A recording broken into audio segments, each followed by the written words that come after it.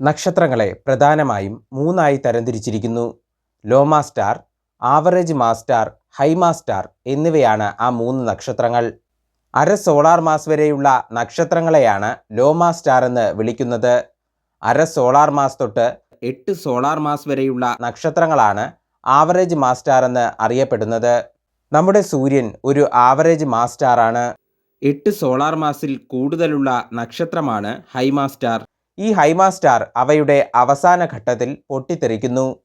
ഈ ഒരു പൊട്ടിത്തെറിയെയാണ് സൂപ്പർനോവ സ്ഫോടനമെന്ന് വിളിക്കുന്നത്.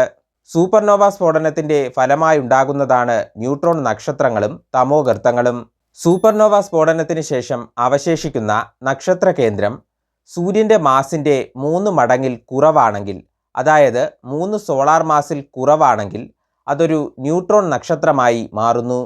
സൂര്യൻ്റെ മാസിൻ്റെ 3 മടങ്ങിലധികമുള്ള നക്ഷത്ര കേന്ദ്രം തമോഗർത്തമായി രൂപാന്തരപ്പെടുന്നു.